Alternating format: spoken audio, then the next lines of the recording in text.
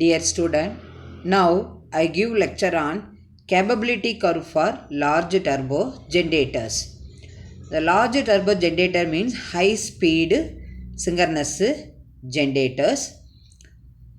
From the capability curve for large turbo generators, we know about the performance of the synchronous generators. First, we studied about the definition of capability curve for large turbo generators.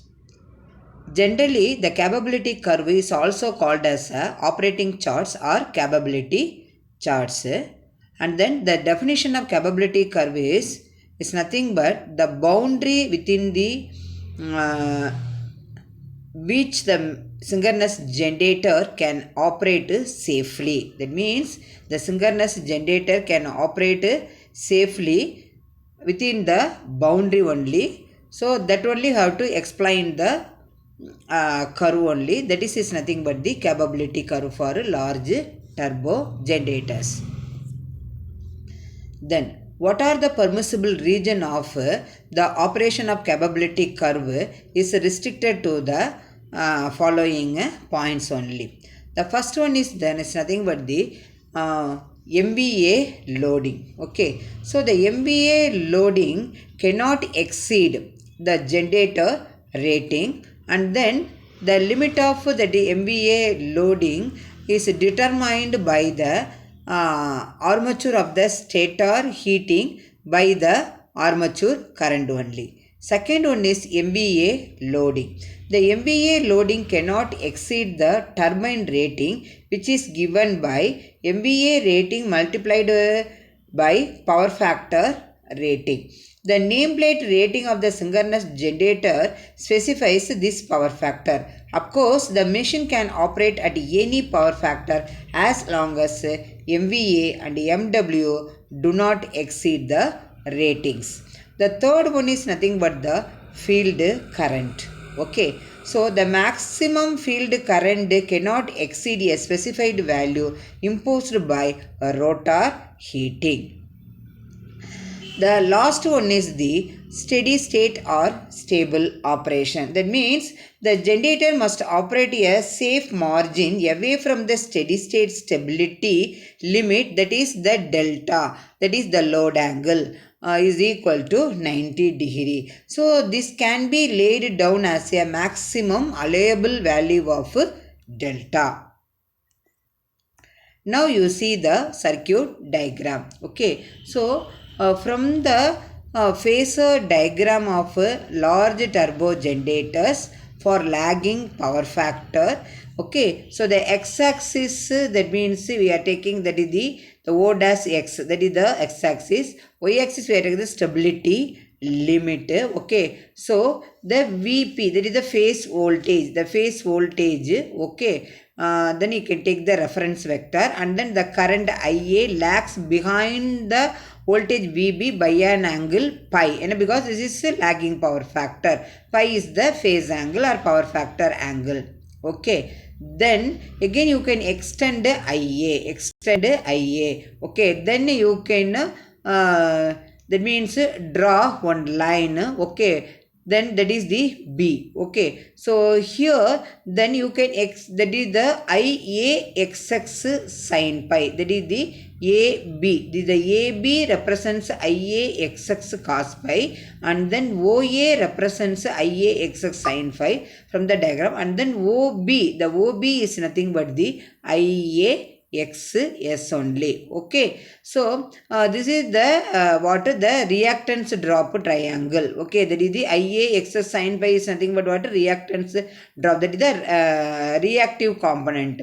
IAXS cos pi is the active component, and then IAXS is the apparent value only. So therefore the triangle O dash O and then B, then O dash A and then B, that is the you can see in this triangle, and then again one more triangle O A, and then OA represents A. So therefore the O dash A is nothing but this VP plus IAXX sin pi only, but the AB is nothing but the IAXX cos pi only, and then the OB represents IAXX, but the O dash B represents EF. Okay, so this is the so after that, from the phasor diagram, the real power output is nothing but, which is denoted by P, that is equal to 3 into single phase power, that is 3 into Vp Ia cos pi. Similarly, the reactive power output of the turbo generator, that is denoted by Q. So the Q is equal to 3 into Vp Ia sin pi. All are per phase value, that is 3 times the phase value only. Okay, after that you can OB as a radius, O as a center, you can draw one arc which is cut on the, that is the x-axis. Okay, that curve only is nothing but the constant excitation locus, that is the center is O dash and the radius is OB. OB is nothing but what? EF only. Okay, this is the phasor diagram of large turbo generator for lagging power factor. Okay, now you see, okay, this is the circuit diagram. This is the typical capability curve for a large turbo generators. Okay, in this case you can take the x-axis. X-axis is nothing but Q. So here the left hand side minus Q, right hand side plus Q, that is the reactive power. And then y axis is nothing but we are taking the stability, that is steady state stability, that is the theoretical value only we are taken. Okay, that is the O dash M is the theoretical steady state stability. Okay, at origin, that O dash, the excitation EMF, that is the field excitation EMF, EF is equal to 0. EF is equal to 0. From the phasor diagram, the O dash and then O dash and O represents 3V squared P divided by XX only. Okay, so this is the O point. So from the O, that is the left hand side, is the power factor leading. Here the power factor is lagging. That means then you can from the point O, and the left hand side is the power factor leading, and then right hand side is the power factor lagging only. Okay, so in this case the from O to, that is the x-axis plus Q, is nothing but the reactive volt ampere, that is volt ampere reactive. This is the reactive power. Okay, then you can this is the one line, that is the OP. This is the active power line. Okay, so now you draw the curve. This is the capability curve, O dash, then C, then B, then A. Okay, this is the curve. In this curve, that means here, that is here, this straight line, that means this is up to the C, that is the, we are getting the maximum power P max. And then the CB represents what? That means this is the maximum power of apparent power, that is the S max means maximum value of apparent power. This is represents the maximum power of real power P. And then BA represents that excitation limit, that is EF maximum means maximum value of field excitation EMF EF. Okay, so inside the capability curve, that means O dash A is there, O dash A and then B, the triangle.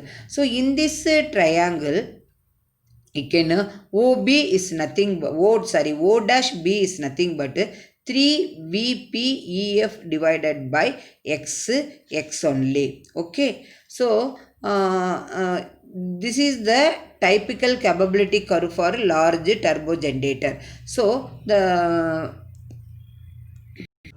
students, from the typical capability curve for a large turbo generator, we know about the when the reactive power Q is positive, that is for lagging power factor only. At the time the phase angle pi of, that is the here you see this is the triangle O dash O and then B, that is this is the angle pi. Okay, and then you can what is the constant apparent power operation which is lie on the, this is the circle, this is the lie on the circle, this is the circle, in this circle this is the, that means reactive volt ampere, that is the constant apparent power operations. Then constant, that means real power operations, this is the real power operation which is lie on the this circle only, okay, which is parallel to O dash, that is the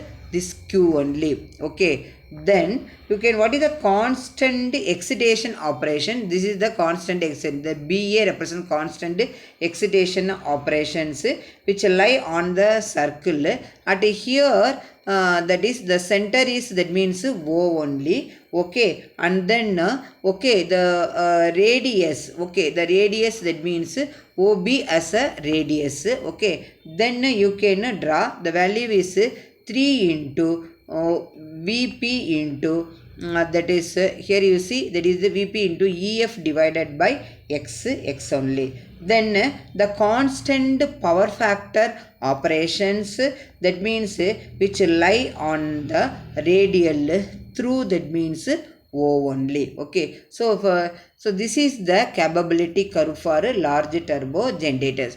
Dear student, from this lecture video you clearly understand what is the definition of a capability curve, and then what is the need of capability curve to know about the performance of the turbo synchronous generators. Turbo synchronous generator means what? That is the high speed salient pole synchronous generator. Then how to draw the phasor diagram, and then how to draw the typical capability curve. From the phasor diagram, from the typical capability curve, so we know about the constant apparent power operation, constant real power operation, constant excitation operation, constant power factor operation when the reactive power Q is positive and then negative. Thank you students for watching this video.